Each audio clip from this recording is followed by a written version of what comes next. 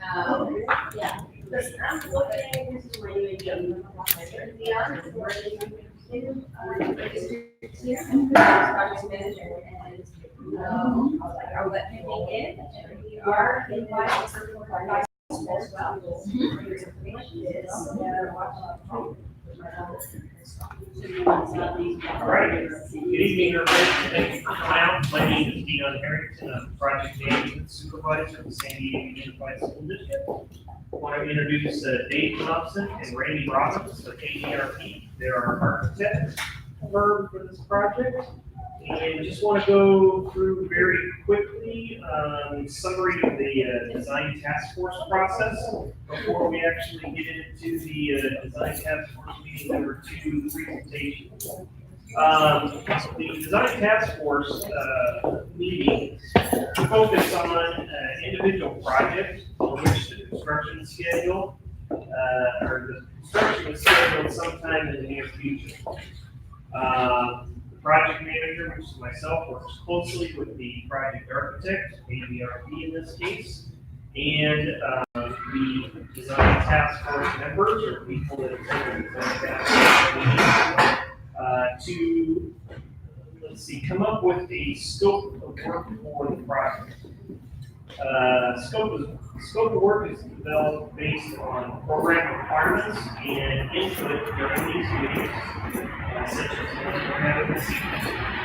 And then following completion of this design task process, the architect prepares the design documents and submits them to the district for review, as well as the Division of State Architects for review and approval before we can go into the construction phase of the project. DSA, Division of State Architects, is the agency that oversees public school construction, and they're the ones that will be reviewing the plans for this project before we go into the construction stage. So with that, I'm going to turn it over to Dave Thompson and Randy Robbins to begin the presentation. Thank you, Dion. Good evening, everybody. So by show of hands, can I see who was here last time? Was he? Okay. I just want to know, so because we're going to go over a little bit of what we did last time so that I don't overthink that. I can avoid that. Okay. So when we were here last, which was in January, we spent a little bit of time talking about the overall master plan for the site, and we were updating the master plan. So just to get everybody oriented, I heard somebody ask, oops, go back. Yes. We'll get there. Okay, so hit the right button. There's Spring Street, Ash Street, A Street, Dale. And you probably won't see this again, but at least you'll be able to orient yourself a little bit. Okay, so what I'm going to do first tonight is recap very briefly, if I can, the meeting from last time, so everybody kind of has the same bit of information where we're starting from. After that meeting, there had been a meeting with the school itself to talk about additional scope requests. And the scope, as you know, explained, was kind of the list of things that we have to include in the project. So I wanted them to also go over what is kind of the project scope summary now. The master plan is actually considers the entire build out of the school. And so what we have is a limited amount of money which we can spend right now. So what we want to do is to execute the first part of that master plan so that we're ready for the next available funding comes through to continue through for the completion of the project. Then we're going to give you a presentation of the schematic design. Schematic design is kind of the first phase of our work effort, where we kind of develop the concept and the appearance for the outside of the building and the layouts of the inside of the building. And so we're going to take this a little bite. So once we get everybody's buy-in in that particular design, then we take the next step and look at the detailing, the colors, the finishes, and those kinds of things that go on with the building in the next step of design. We'd like to get your comments and questions about what we're showing you. We'll adjourn and we'll go back to work. Okay, so, when we were here last time, just a comment about the project. I'm technically challenged, I apologize.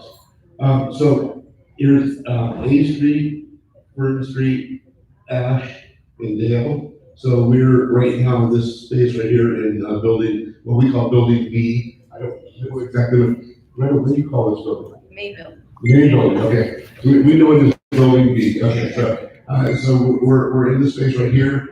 There's an existing two-story classroom building there. We have temporary buildings on this side, the play fields here, and then the existing, portable, classrooms over on the Dale Street side. In the analysis of this is everything was too small, nothing, and things don't work very well together. We have a problem with drop off and pick up with the students in the morning and in the afternoon. The lunch break shelter is noisy and provisions of need to be fixed. Obviously, or if there's a great desire to have on-site parking, because right now there is no on-site parking. The southwest parcel down here, which actually belongs to the school, needs to be developed. So when we started this project, we were given, this is the original master plan. And the concept of this master plan was to build a new library down here in the corner of Fern and A Street, to expand the building that we're in right now, for a larger multi-purpose room, to build a new two-story classroom here, to build new kindergarten classrooms there, that little kinder court, and then also could access a couple of classrooms of this building, so that there would be 6 kindergarten classrooms altogether. Then to redevelop the fields, so when this new two-story classroom was built and these new classrooms were built, that would enable get rid of the temporary buildings that are over on this side. And then also to develop something here, new library down in this corner. What we suggested was that we build a new multi-purpose room. It was going to be very expensive to build to expand this space and make it into a larger auditorium or multi-purpose room. So this makes sense down here. The idea is to build a kindergarten classroom in this orientation, so that we could actually street directly into the kinder court and still have the part of this new two-story classroom building and be part of the library. Right now, the library is in the part of the building. It's way small. If you've been in it, probably can appreciate that it needs some more space. And then to do a renovation of the office area, to do something with the lunch court, either to fix the lunch court shelters that are out there right now, so they aren't as noisy, they aren't hot in the summertime, so that we can build the new structures. So we need to put in temporary classrooms at this location, which we call the make-ready phase. So we can relocate the portable classrooms, also put in a portable restroom that would accommodate these while they're in this location, and to provide play area markings for the kindergarten activities. The next piece of this would be to take this area and demolish it and regrade it. So we'd be taking that all, so we could do a new elevator that would serve both two-story buildings and be a little bit more efficient. So the next component of that was to build these elements here that we showed before: the new multi-purpose room, the new kindergarten, and the new two-story classroom, the new elevator there, and then to re-landscape this whole piece. So the next element of the master plan is to then come back in and do the modifications that we were talking about in this building. So the area that we're in right here, we're changing the auditorium from multi-purpose room into a library, taking the space that's behind the stage right back here, and actually turning that into a new kitchen that can then serve directly out into this lunch court area. And then also just doing some general renovations of the office in terms of updating and providing new technology. Yes. Can you go back one slide? I can. Thank you.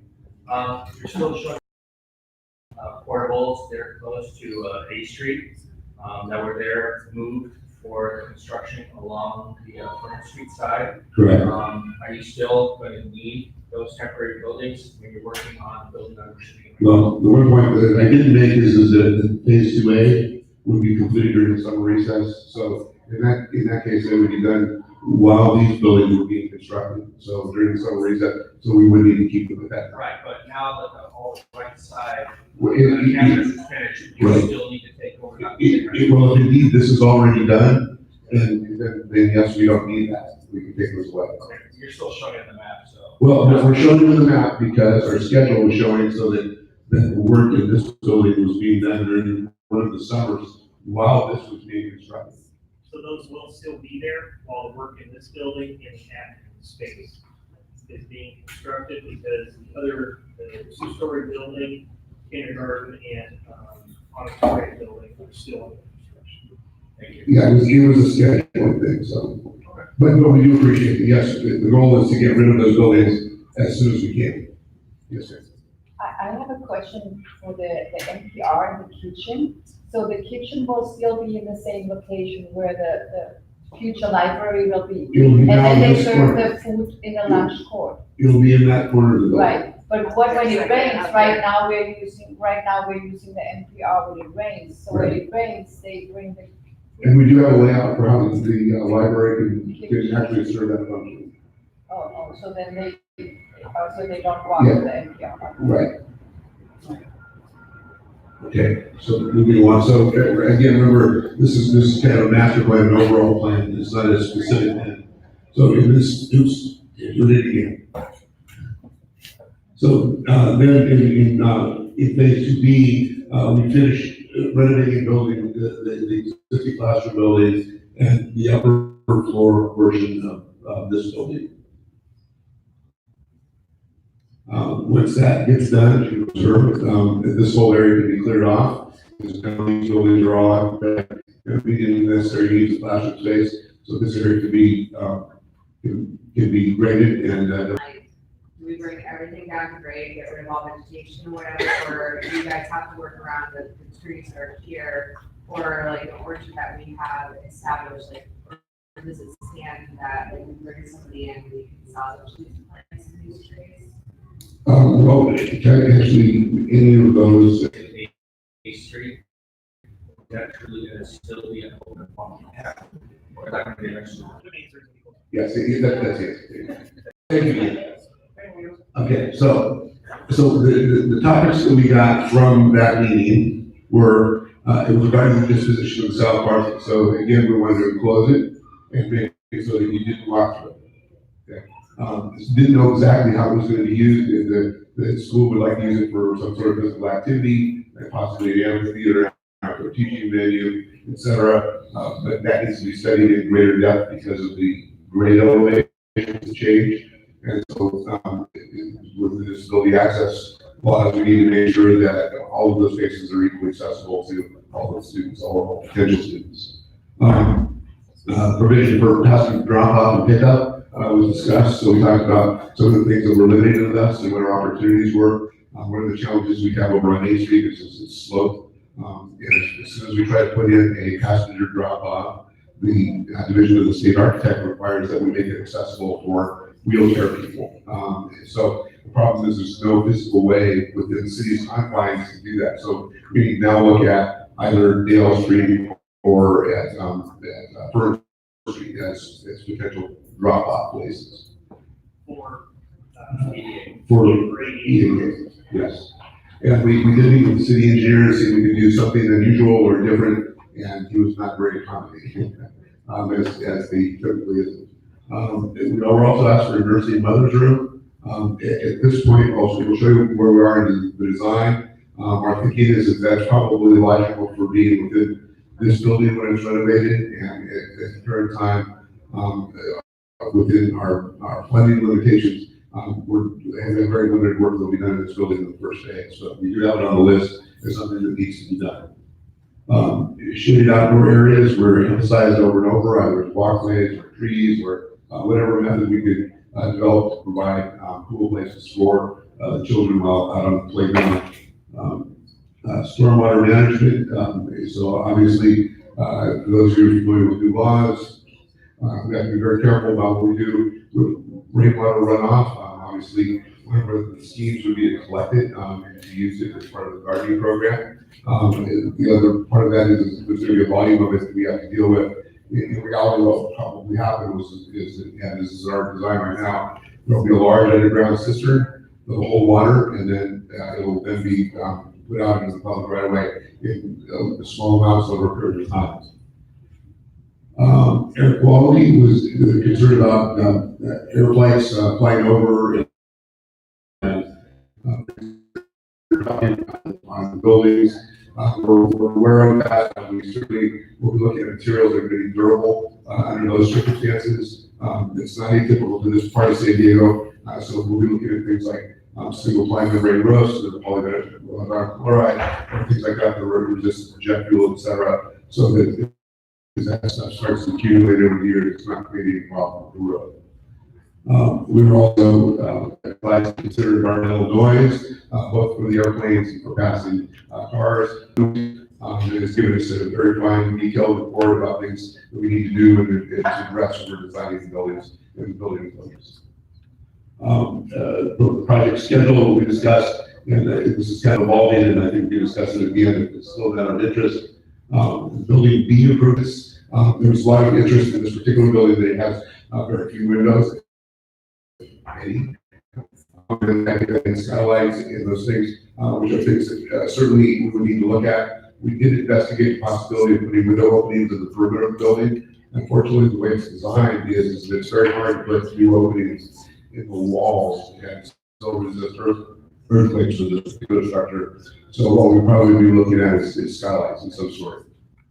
And then traffic control, the possibility of adding additional signaling, traffic control of that. And he indicated that there would be a possibility to take a look at it as we got farther into the design. So, okay, so following that meeting, we considered for the design project. One was providing storage for indoor physical education equipment. We currently have that designed in our scope. We've got with regards to other improvements, accommodations for the indoor field and the art classroom. That's something we'll still be looking at. It does have some challenges to go with it, and I think it's probably technically feasible. We'll be taking a look at that.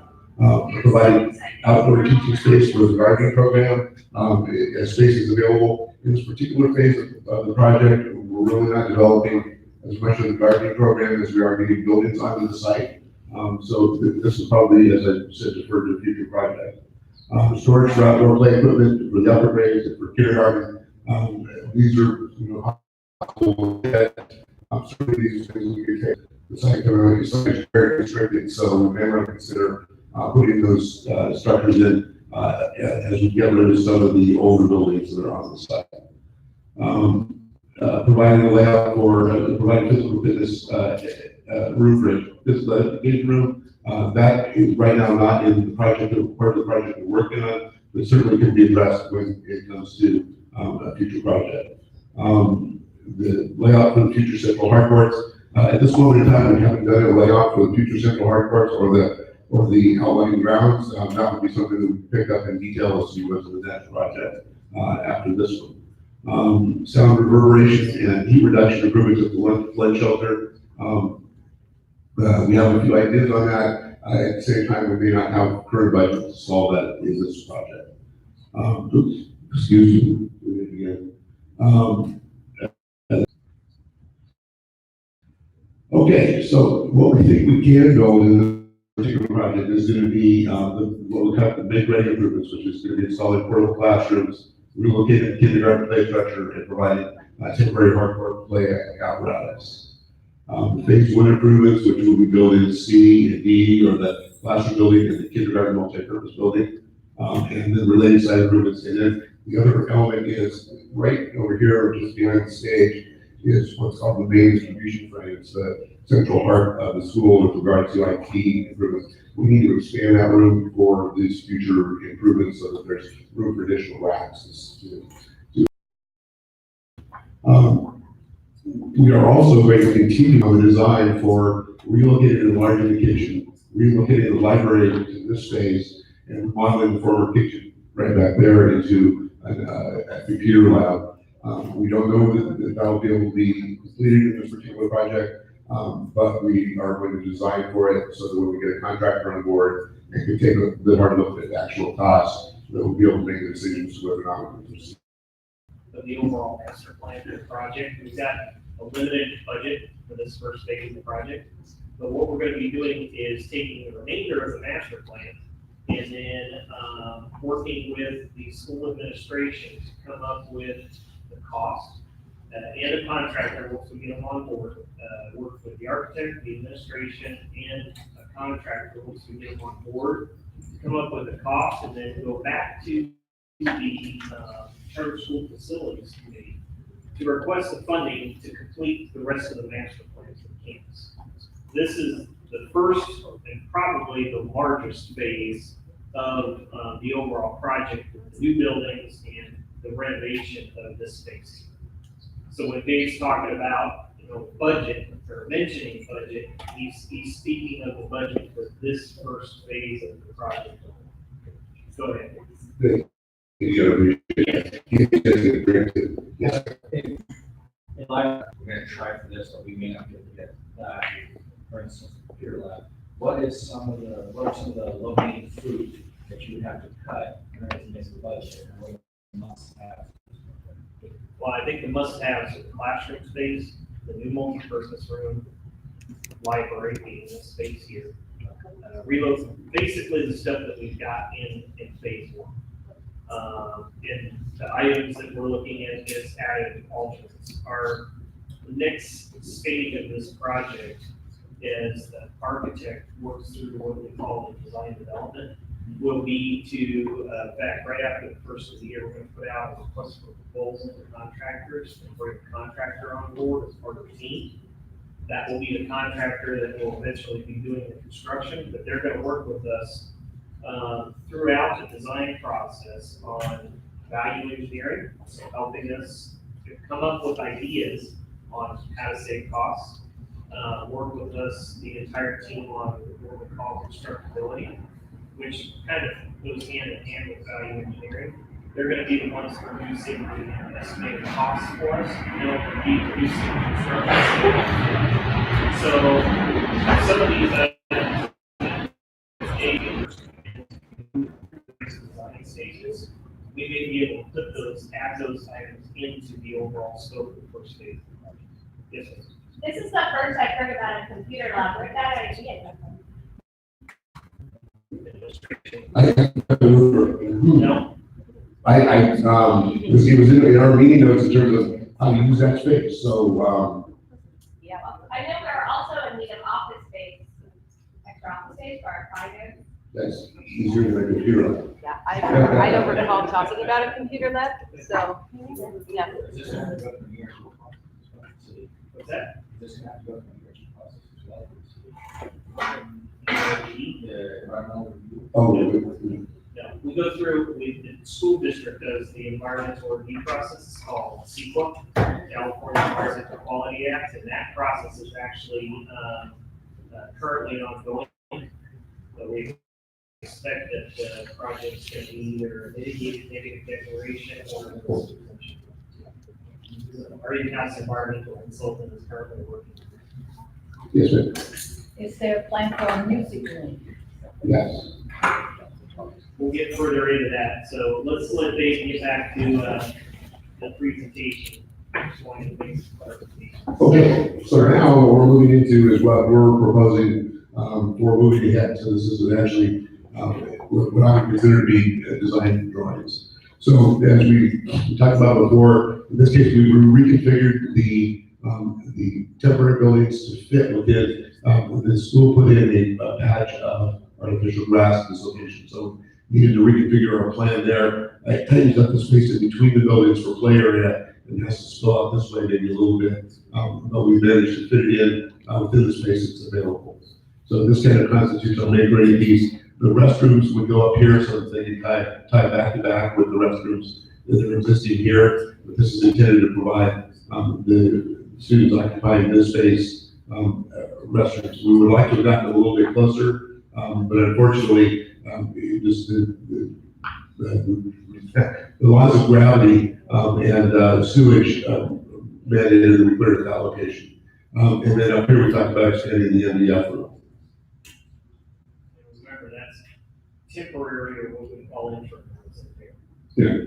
So here's our design for the site layout, of these buildings. What we can see is that we've actually pushed these two buildings together back to back, so that we're getting more space in the kinder court and in this academic court up above.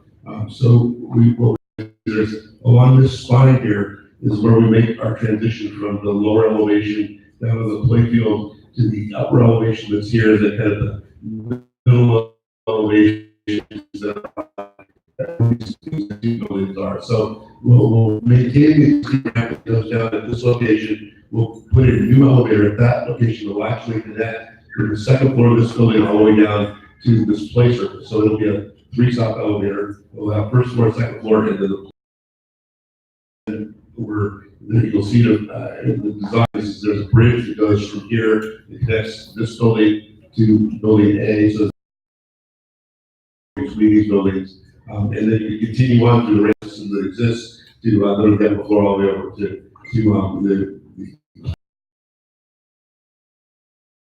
we've attempted to prioritize here for the use of the upper level students and seating around perimeters.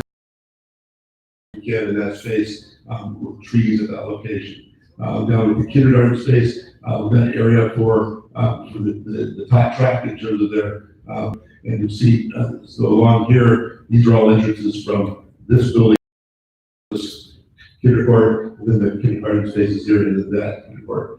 Also, as I mentioned before, we now have an entrance to where the kindergarten kids can be dropped off directly right here on First Street in the morning.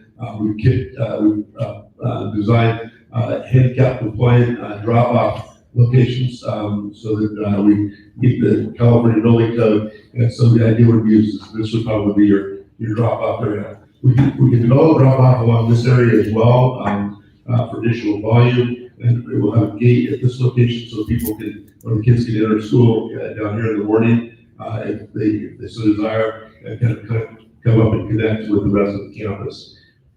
Within this area, we have a planted space, and then we've got a ramp that goes from this space down here to access this area. There's also a direct connection with stairs, and then in the space in between, we've integrated some seating, so it's kind of like an amphitheater type of thing for outdoor teaching.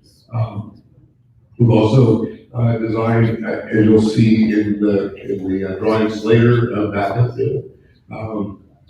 There are covers, covered pathways along here that also, in the morning hours in particular, shed shade down onto these areas so that anybody who's sitting here and a PE teacher talking to them could be protected in shade. And we've also got right here in this corner a little garden, and there's a cistern that will collect water off the roof of the multi-purpose building at this location. Okay, the classroom building, so you can see here's the elevator that I mentioned, and then in the dash line you can see this is the bridge that connects the existing classroom building. The new classrooms are in purple. The intent was that this classroom at this location sort of planned, and two kindergartens and a pre-K at this location. So all the purple ones are standard size classrooms, and then the kind of teal ones are kindergarten or pre-K. So here's a restroom space for boys and girls. We've got a new IEACES, which is the data center for this building, and storage that goes up here.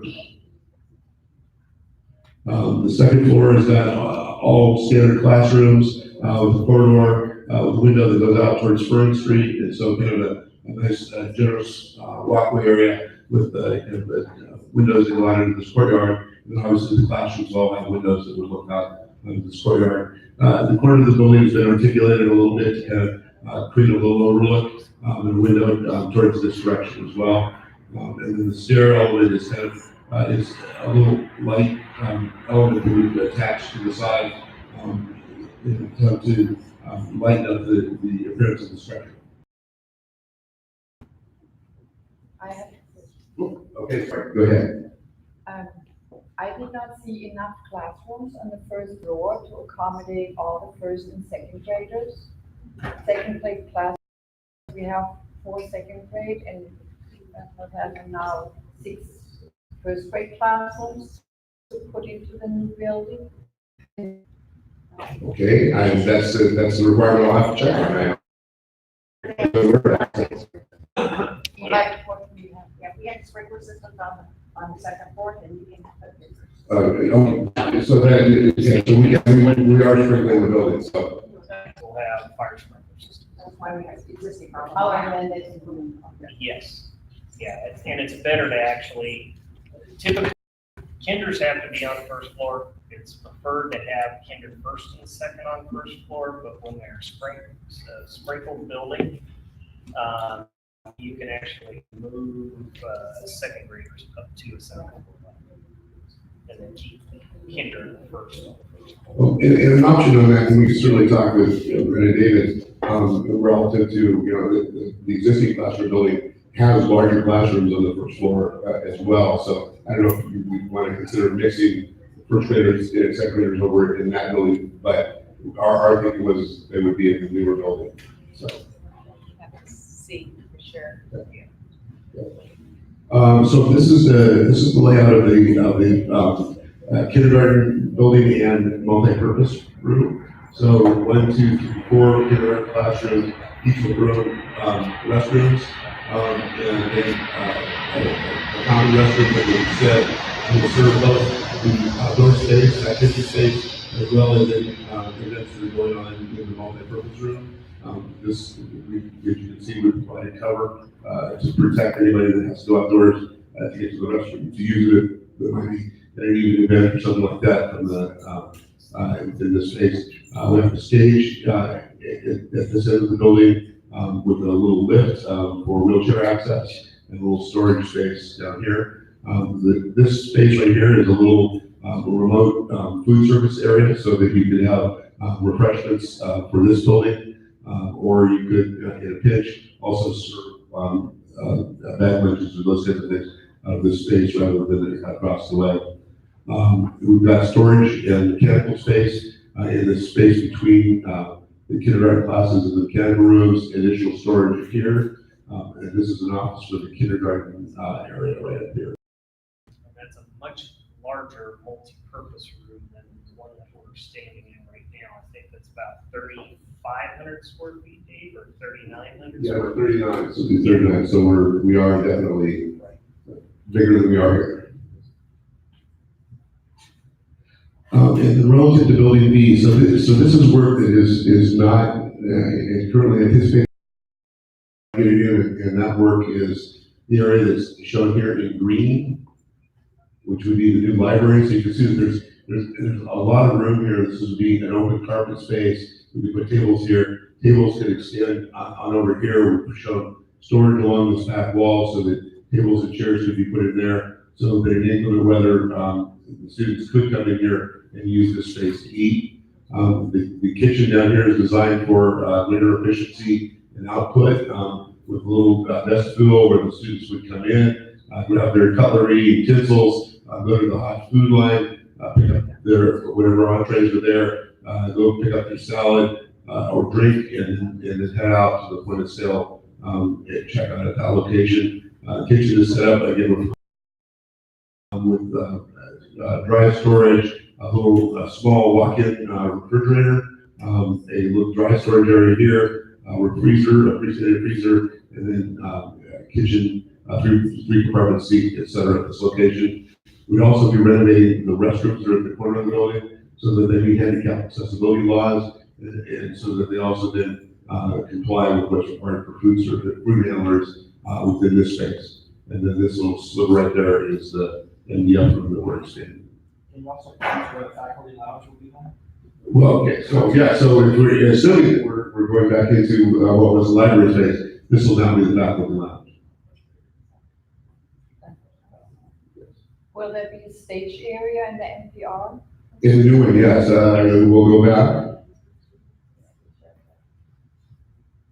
So this area right here is a stage. This area, so it's seating here looking this direction. Is there also a changing area for the stage area? Well, we do have little alcoves back here, but they're relatively tiny. That wasn't part of the program element, but if that was something that we needed to consider, we certainly could look at that.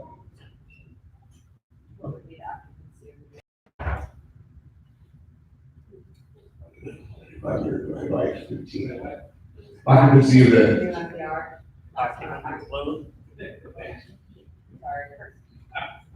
well, let me get my remote brain out here and do a quick calculation. Is it 15 or 20 square feet? Dave? Well, I'm gonna go with 15 just to be conservative. 16? Yeah, Storage for the setting, yes. so probably 260 would be there.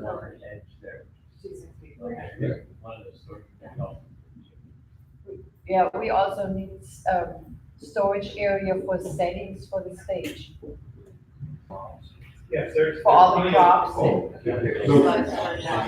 So there's a bunch of storage, again, there's a gaggle of storage over here and in this location as well. All right, so. Try not to confuse you, but this is what the buildings would look like from Burn Street. So here's the roof we're suggesting is a barrel roof shape on the top of the moat. Put this through. Yeah, let me talk about design. To support the international baccalaureate program here, trying to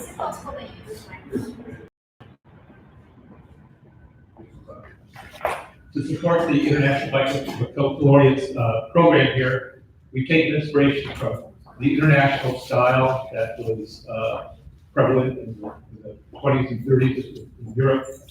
So one of the things that we've noticed is a lot of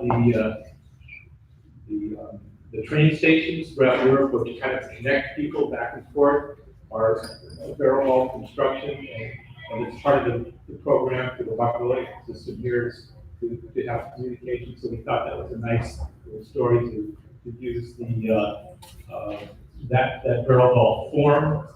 So Dave's talking about the different street faces. So you see the barrel wall forms, and these are just kind of nice forms. I mean, there's not a lot of articulation that is available with classrooms, but we tried to get some nice forms. So why don't you walk through this? Okay, and you can see that also, our thought is to maintain and preserve the mural that we have down in the existing classroom building. Here in the distance, you're seeing a bridge that's connecting the second floor of the classroom building on this direction. Again, what we're trying to use is very simple and generic forms. These kind of elements here. So this drawing right here is taking a slice right through the middle of all of these buildings.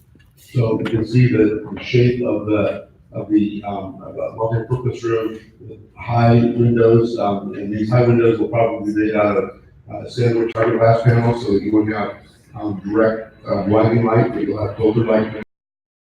And the lower windows that connect to the outside. And then this element right here is actually, that wall right there is all glass. It's letting light in from the north into this space. So it's nice even filtered light coming into the space.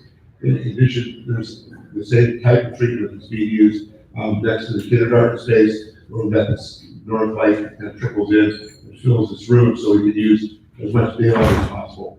And then this little area right here is just a covered portico to protect the entrance into the classrooms. Similarly, on the other side, for these kindergarten classrooms that are going in this location, this happens to be going in the area where the stairs coming down, so you can see the courtyard space between this building and the courtyard space between here.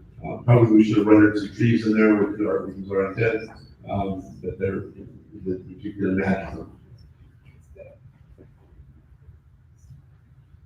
This is looking from the playfield side towards the buildings. So here's the existing classroom building. You can see the level of grade at the got the lunch court stepping down or sloping down to the playfield here. And then in the distance, here's the tower for the elevator. It connects you at this level all the way up to the second floor, so if it's needed.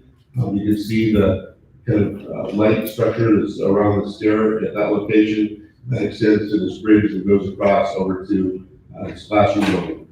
This would be a planted slope in this area that would be part of the gardening program. And then here you can see that there's steps, form steps in the side of the hill that can act as an amphitheater. And then in the distance too, you can see the multi-purpose room and the kindergarten classroom. So this takes a step just a little bit closer and it just goes up right next to this building. So here you're going through part of the bridge, so you can see the entrance into this classroom building there. And then you can see the overhang that's being cut nice through right to this location. And you kind of the element of this this walk kind of slowly goes down a nice, comfortable, sloping pace. Our attempt is to make the ramps so that they are not, so that they're shallower than a normal ramp would be. So they aren't required to have handrails by code, so that they're easy ramps to traverse. This is the elevation looking from A Street towards the multi-purpose building. Where our intent along this front is to use decorative metal fencing, vertical slats, so that it fits within the contemporary or the international style of the buildings themselves. It doesn't look institutional to the extent that we can. We do need to have safety and security, but we want to make it look less intrusive or challenging. Yes, sir. What did you say that fence was gonna be? Effectively, what we'll call it's a decorative metal fence, but it's essentially 2x2 tubes, spaced probably 4 inches on center. That's gonna look a lot like our border wall that's going up. Do you realize that? Well, That might be mean. We're hoping to do kind of A little more decorative and have maybe it's a thinner slat that's more deeper. But, so there is a standard that's been used for school district, but we're gonna try to make it a little nicer. I think give us a chance to work on it a bit. I mean, you also see that kind of fence in Balboa Park around the Timpkin Art Gallery courtyard. So it's very similar. It tends to not look like an intrusive barrier. It tends to be a little bit more transparent and ephemeral, but it's still an effective safety barrier. You'll see more of it later, so there'll be an opportunity to continue to comment if you feel that we've gone too far to the border fence appearance. This is looking at the kindergarten from the courtyard. So over on the side is Spur Street. There's the gate where you'd be able to come in, and the office space that would the administrators in these areas. And then here's the spur windows. And then off to the side is our walkway. And in the distance, you can see the covered walkway that's that element there. And then here's the sloping hillside going down to the playfield. This is turning around and looking back at the classroom. So you can see here again the steps coming up from down below, a little kind of a terrace level, stepping up to the courtyard level where the kindergarten is, with the cover over the kindergarten classrooms, and then again trying to make this stairwell look as light in areas as possible while still making it safe and secure. And then finally, looking from the courtyard on the other side, the older children's courtyard, you can see kind of some built-in bench areas here, a nice big glass entrance that will be connected into there. This is that little element on the far end that just kind of gives the end of the building just a little bit of character. And then the bridge that's connecting up to the elevator at this location, and the bridge toward us. Oops. With that, okay. So these are kind of some renderings of what this would look like. Here, looking kind of, as you can see, the multi-purpose. Here are those covered walkways that are out front. A little pass-through window for the kitchen food service element that's here. the doors that enter into the restroom so that kids need the restroom while they're down playing, they can get up and access those. And then the entrance to the courtyard, the classroom building in the distance, and then this canopy that protects the building, provides a bit of scale. This area is protected from the sun as you walk down. You can see the walkway. And here you kind of see that seating that's kind of integrated right into the slope of the hillside. What is above the kindergarten classrooms? Is it just for lighting? Yeah, those are windows. Those, Just windows. yeah, clear story windows so that you let in the high north light. So the objective here is to try is as much daylight in the classroom as possible, and wherever possible, be able to use the least amount of artificial light as possible. So those are all objectives that we're, the green environment that we're always searching for. Okay. A little bit more of a bird's eye at this view, so you can kind of see the corner of A Street at Fern. There's a gate, the gate here that we have, we're meeting events, the community we're invited to be able to come in directly here. And you can see the clear story roofs. And these clear story roofs also provide a little bit of cover for the mechanical units that will be sitting in there, providing air conditioning for these spaces. You can see the kindergarten, the kinder court, the little turnout for, there's the model, which is right there. The two-story building, that little articulated corner, and then corner of the classroom building, and then kind of the mural that we're intending to retain. Dave, Yes. do you have any examples of showing where solar rooftop gardens may have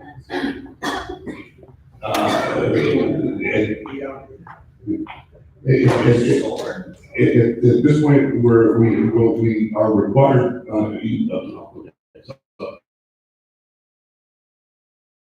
we set aside for solar photovoltaic, and the inside of the building will be set up so that it can be accommodated. But at this moment in time, there isn't enough in this to get a payback. What we're finding is we actually get a much greater payback by not consuming energy in the first place than by investing in systems that are alternate power sources. I'm gonna go for lead certification on this? Are these gonna be certified buildings? No. No, we go to the California High Performance schools. And so that's what we design and build to,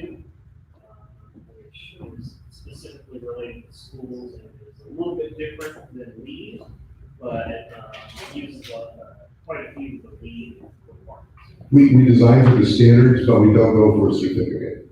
So essentially, we do the same thing we would do, but we don't invest in having someone become certified as a DO. Most of the codes are getting higher and higher and higher.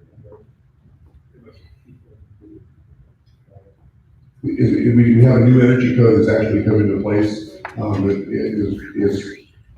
We used to get a lot of credits for using LED lighting, and so we could have a lot of glass. And so now what's happening is those things are getting stripped down because of the performance of LED lighting, and that's not, and so we don't get as big of a credit for that. So now we're looking at, less glass area in a lot of cases.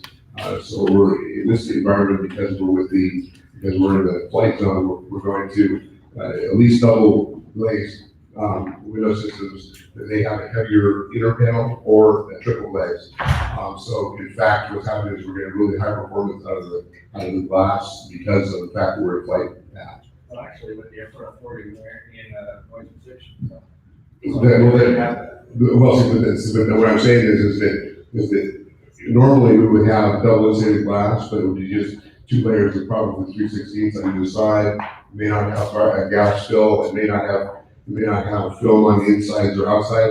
In this case, because of the flight barrier, we have to go to at least a heavier second piece of glass for noise. In the windows that they retrofit in the neighborhood, like mine and all that, they actually give you double pane, so you have 4 pieces of glass. Yeah.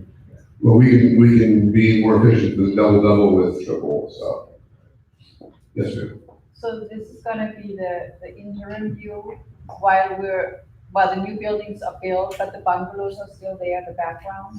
That's correct. So those bungalows, when we all moved in there, they will go, and then this will be parking, And. Well, the plan is that the bungalows back here go away so that we can develop parking off of Dale Street. Right now, that's not in this particular project. Will there be also more playground? There Is the will be, bungalows yeah. gone? That will. We can go all the way back to the beginning and show you, but there will be considerably more playground. We're close to the end here. That was the end. Okay. Questions? I have a question. First off, thank you. That's amazing. Thank you for listening to our input over the last couple of years. As we see it popping up there, I see it popping up, so definitely appreciate it, especially the movement space that you've created indoors and outdoors. So a lot of ideas and comments are more for the later design phase. But something, a bigger idea I wanted to bring up now is with the Dale, at the end of Dale Street, that south parcel.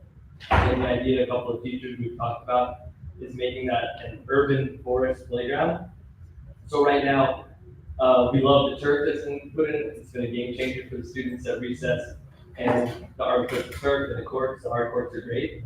But to have a natural surface, logs, natural rocks, the Torrey pines, kind of an area for them to go down and explore, and just, we got the idea of urban forest playground. So I've been going lots of places, and a lot of the playgrounds you see like down the trees that they've, built into like the play structure, or even a play structure that if it's not code, if the kids are allowed to play on the natural tree, whatever, the natural trees are there, but then have a play structure that is, resembles a tree that they can climb through. The willow domes, the natural features down there that kids can come down in. No big turf, mulch or grass or real grass or dirt would be a really cool idea for that space, especially for the outdoor ed classes to come down there and teach and skate in a reading area. Yeah, it's interesting that you bring that up, because I'm working on another project that they wanted most of their play area to be a natural,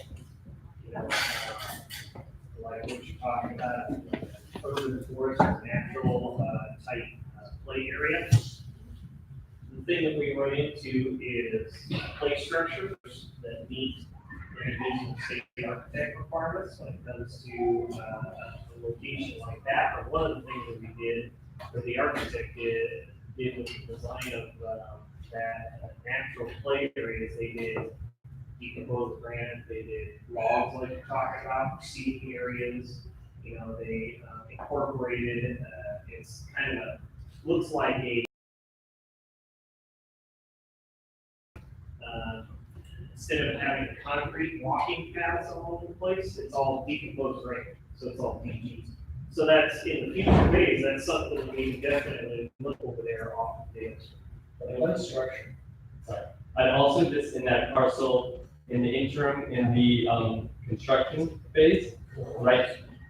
If we can, I know it's not built in yet, but if we could fence that area, because we're losing so much space on the lower playground, because we have so many outdoor activities, if that could be a fenced in safe space that, and have it just an access, easier access space that the kids can get to during the construction.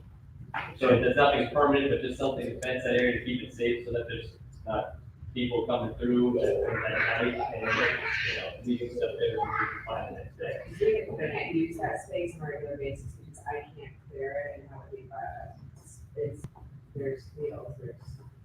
There's too much homeless traffic that goes through there, so we can't use that as a school right now.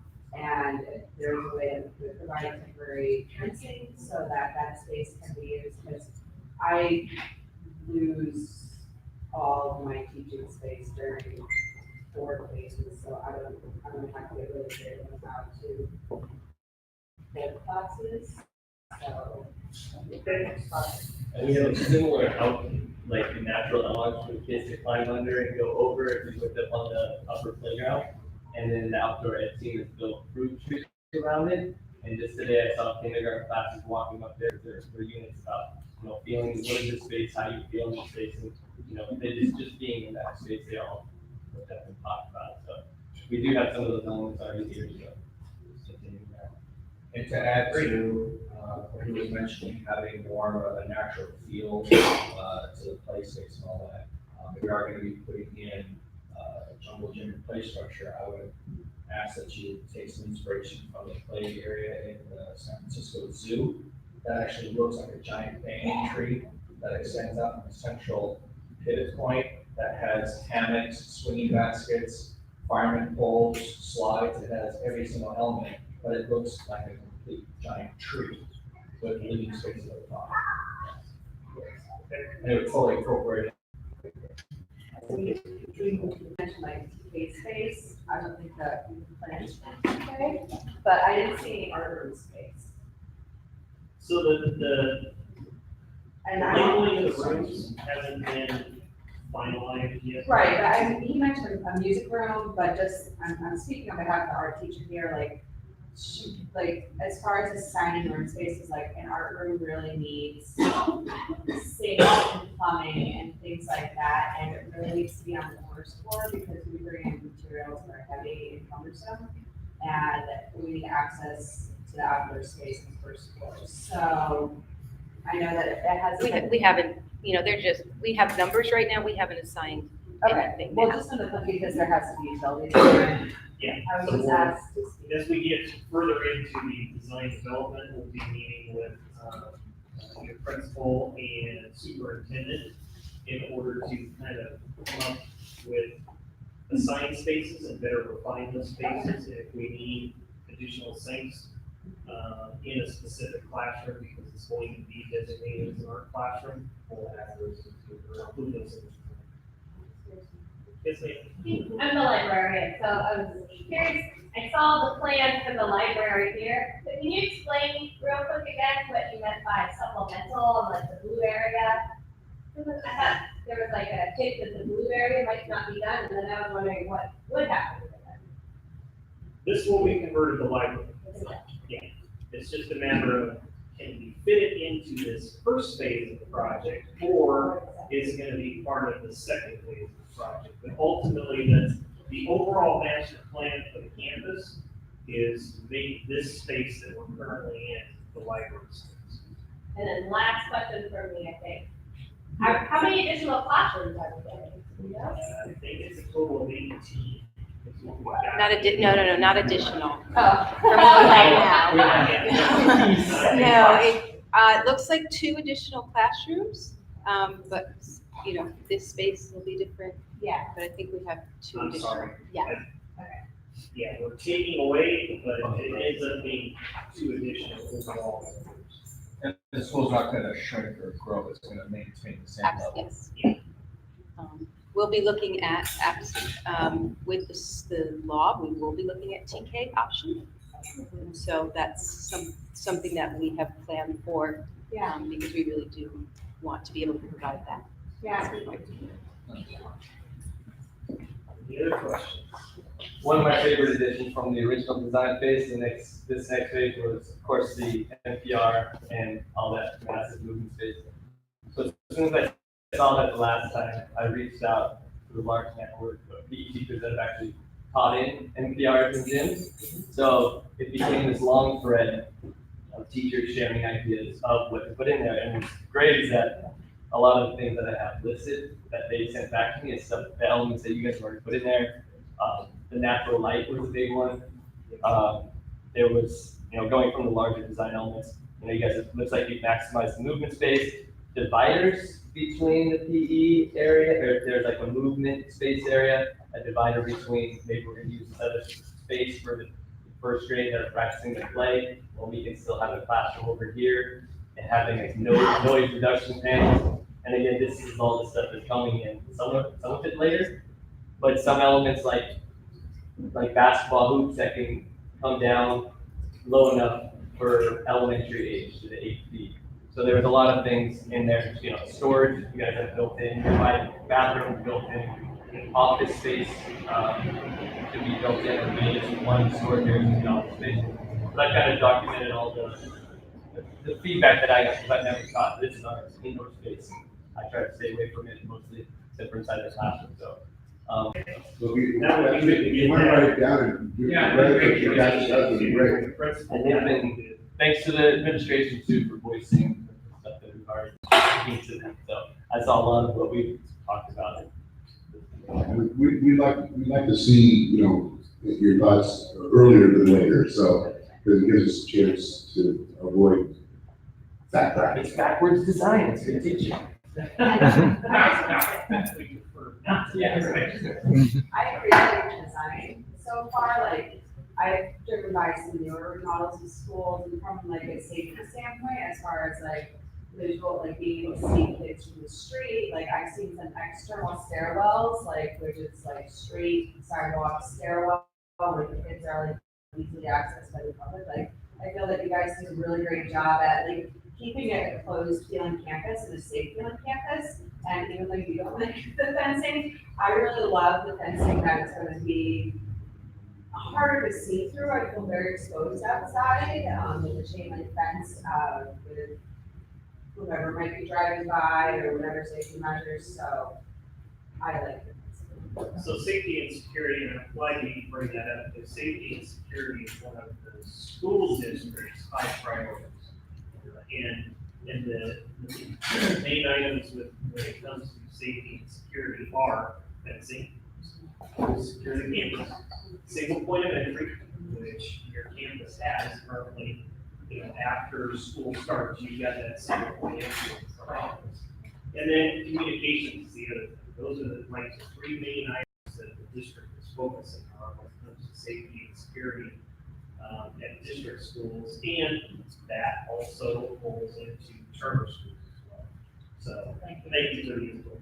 Yeah, so, I mean, so while we're working on it, we try, we don't have any exits going to the out the street, so we think exit staff is going to stay there. It's a, And I wonder, just on the side like, we don't like talk about active shooters or anything like that. Is there a design elements or escape elements within a campus that you take into play so that if something were to happen on campus, children can go and run away? Like, I know Ms. Sheree is like, she wants to see everybody on campus at 100% time, but one thing about this campus is that if something were to happen currently, there's a lot of places to run and hide, so like, I wonder if you guys take that into play, like having like car escape walls where they could just run and hide behind or anything like that. We're not good at that yet.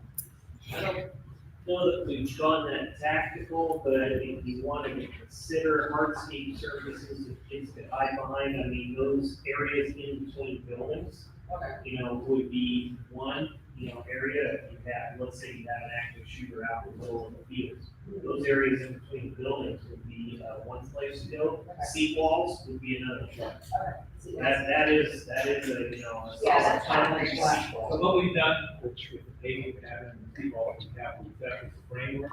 Okay. So if we feel that we want some walls, we can locate it nicely, that kind of what we design. So if that's something we want to try, and then yes, you have to look at both sides. Is it creating a block for an active food shoot, you know, so you have to. Right, yeah, I got it, but I wonder. But it's a big conversation. Hope that'll never happen with any of our districts. Yeah, I hope it does. We have it happen in California, we've had it happen as close as, you know, Carlsbad across the country. Any other questions? I have one last thing, sorry. I was just thinking again about the library, something I mentioned before that I didn't see, is that I would love, since it's such a big space, I would love to have some flex space that could be used by small groups or for meetings in the library, like to be closed off and be quieter for group works or meetings, or maybe that's With the play area. full height walls, or are you looking at like partial height walls, like partition type? I would prefer higher, so it could be actually, if the library was at its louder time, that could be the quiet space, or vice versa, or if a group was working or meeting, they could do so without being So distracted by maybe what's happening up the there. food service area, which can now sounds like be converted into office space and then possibly a breakout space for the library. as well, depending on the square footage of the space. I mean, this is already so big, I think people are. Well, I think realistically, we're probably not looking to be able to actually develop a library in this space. We're gonna try. It looks like, because our contractor on board, there's some potential there. We definitely will be setting up a meeting to chat with you about your ideas and talk about what's possible. It's really rare. What else would this Well, be? well, I mean, this would be your space that you could move into. I mean, you could move into it as it is, and it's much larger than what you're in, Yeah. if you would feel comfortable. And it is a big space. So, We'll get creative. so it's one of those things that I think at this moment in time, we've got it on our, we're really gonna try hard to make it happen list.